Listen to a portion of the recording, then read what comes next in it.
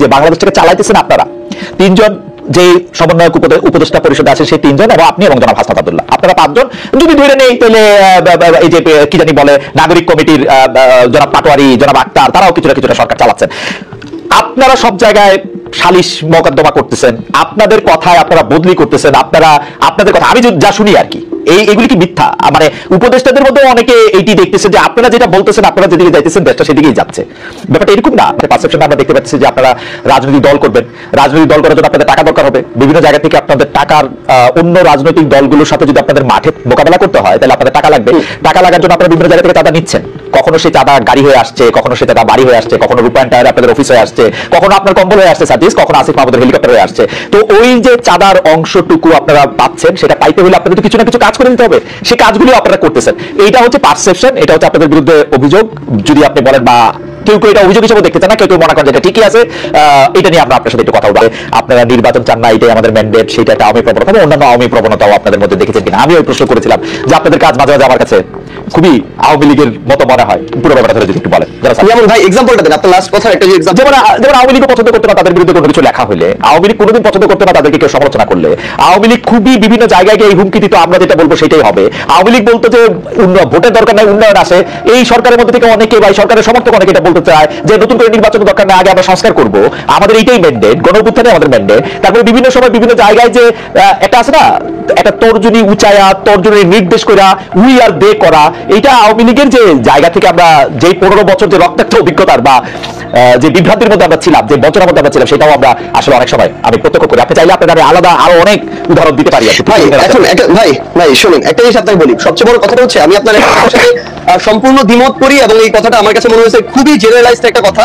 আপনি একটা কথা যেটা রনি ভাইকে বলছেন যে আওয়ামী লীগের দেয়া ছাঁচে বৈষম্য বিরোধী ছাত্র আন্দোলন চলতেছে। ভাই একটা কথা আপনাকে স্পষ্ট করে বলি, সবচেয়ে বড় কথা হচ্ছে বৈষম্য বিরোধী ছাত্র আন্দোলন কোন একজন স্টুডেন্ট কোন একটা কাজ করছে, কোন একজন সাধারণ নাগরিক একটা কাজ করছে, বৈষম্য বিরোধী ছাত্র নাম ভাঙায় করছে, সমন্বয় শব্দের নাম ভাঙায় করছে, তার মানে সেই দায় এই বৈষম্য বিরোধী ছাত্র আন্দোলন নিবেদন হইতে পারে না। আমরা আমাদের জায়গা থেকে সবচেয়ে বড় যে জিনিসটা দেখছি যে এই পুরো যে আপনি যে সিস্টেমটা কথা বলতেছেন, কালচারটা কথা বলতেছেন, এইটা বৈষম্য বিরোধী ছাত্র আন্দোলন বলতে আপনারা যাদেরকে চেনেন সেই হিসেবে এই মানুষগুলো এটার জন্য সবচেয়ে বেশি স্ট্রাগল করে যাইতেছে। এই পুরো বাংলাদেশের নতুন যে সংস্কার প্রক্রিয়া, এটার জন্য সবচেয়ে বেশি স্ট্রাগল করে যাইতেছে। কোন জায়গাটা থেকে আসলে এই যে বাংলাদেশের বিগত 16 বছরে এই যে একটা কালচার এস্টাবলিশ করে দেওয়া হয়েছে, মানুষের রন্ধ্রে রন্ধ্রে এই যে বিভিন্ন তোষামোদী কালপিটগিরি বিহেভিয়ার গুলো ঢুকে গেছে, এই যে বিভিন্ন রকম অপকর্মের সাথে জড়িত হওয়ার প্রবণতা ঢুকে গেছে, ব্যক্তি স্বার্থ এই যে চিন্তা করার যে প্রবণতা ঢুকে গেছে, মানুষ সামগ্রিকভাবে কালেক্টিভলি এই জায়গা থেকে এখন বেরোতে পারতেছে না।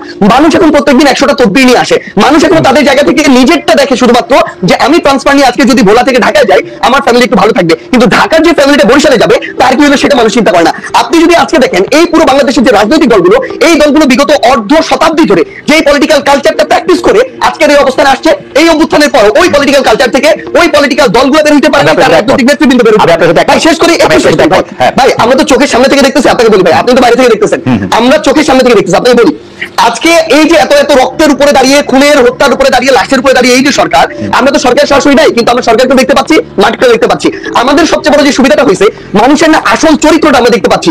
বড় বড় রাজনীতিবিদ, বড় বড় সুশীল, বড় বড় শিক্ষাবিদ, বড় বড় মিডিয়া ব্যক্তিত্ব, এগুলো আপনার সামনে যতটা ভদ্র যেভাবে প্রেজেন্ট করে, ভিতরে এক একটা কালপিট এবং ভণ্ড, এরা ভিতরে ভিতরে নেগোসিয়েশন করে, ভিতরে ভিতরে তদবির করে, ভিতরে ভিতরে আগের কালচারটা এস্টাবলিশ করার জন্য মাঠে তাদের ছেলেদেরকে পাঠায় চাঁদাবাজি করে, উপরে এসে বলে কে এখানে চাঁদাবাজি করতে গেছে। এই যে রাজনৈতিক দলের বড় বড় যে নেতাকর্মীগুলো, তারা যদি মাঠ পর্যায়ে বাংলাদেশের বড় রাজনৈতিক দলগুলো সহযোগিতা না করে, তাদের যারা কর্মী তাদেরকে তলে তলে ভিতরে পাঠায়, আবার উপরে উপরে আজকে আপনি দেখেন কেন আওয়ামী লীগের বিচার হইতেছে না।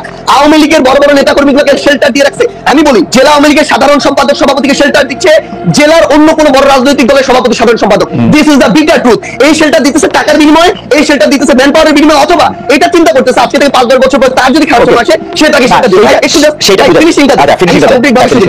তো সবচেয়ে বড় কথাটা হচ্ছে বৈষম্য বিরোধী ছাত্র আন্দোলন বলতে যে তিনজন ওইখানে সরকার উপদেষ্টা কিংবা মাঠে যারা আছে অ্যাকচুয়ালি যারা স্পিরিটটাকে ধারণ করে, ভাই 5 তারিখের পরে বৈষম্য বিরোধী ছাত্র আন্দোলন হইছে, নতুন করে এই সংখ্যাটা বেশি, তারা এই নাম ভাঙলে খাইতেছে আরো বেশি। এবং এই মানুষগুলো থেকে শুরু করে অন্যান্য যারা আছে, তারা যদি তাদের জায়গা থেকে যেটুকু সহযোগিতা করা দরকার, এরা শেখ হাসিনার বিরুদ্ধে যেভাবে সহযোগিতা করছে, ওই সহযোগিতা যদি থাকতো বাংলাদেশ 6 মাসে প্রত্যাশার চেয়ে বেশি পরিবর্তন হইতো। কিন্তু সবচেয়ে বড় সমস্যা হচ্ছে আমরা তো সামনে থেকে ওইখানে থেকে ফেসটা পরিচিত হয়ে যাওয়ার কারণে সবকিছু আমাদের কাছে আসে, প্রাণপণ চেষ্টা করে, ভাই আমাদের তো পালাবার পথ নাই, আমরা যেদিকে যাই ঝুলাবে, এটা হচ্ছে রিয়েলিটি ভাই। তো সবচেয়ে বড় কথা হচ্ছে আমরা আমাদের প্রাণপণ প্রাণপণ চেষ্টা করে যাচ্ছে এবং যাব, কিন্তু এই সামগ্রিক যে স্টেক হোল্ডার গুলো যেগুলো ফাংশন না করলে, হেল্প না করলে, ওয়ার্ক না করলে, ভাই শুধু একটু শেষ করেন। এই যে বিষয় সামগ্রিক যে স্টেক হোল্ডার গুলো, এগুলো তো বিগত কালচার গুলোর সাথে অতপ্রতভাবে জড়িত এবং সহযোগী। এরা যদি এই কালচার থেকে বের না হয়, বৈষম্য বিরোধী ছাত্র আন্দোলন বলতে যাদেরকে চেনেন বা যারা আছে, তারা তাদের জায়গা থেকে যতটুকুই কাজ করছে না কেন, ওই কাজগুলো আওয়ামী লীগের মতো করে হয়ে যাচ্ছে। খুবই চমৎকার আপনি বলছেন যে বাংলাদেশটাকে চালাইতেছেন আপনারা তিনজন, যে সমন্বয়ক উপদেষ্টা পরিষদে আছে সেই তিনজন, এবং আপনি এবং জনাব হাসনাত আব্দুল্লাহ, আপনারা পাঁচজন। যদি ধরে নেই তাহলে এই যে কি জানি বলে নাগরিক কমিটির জনাব পাটোয়ারি, জনাব আক্তার, তারাও কিছুটা কিছুটা সরকার চালাচ্ছেন।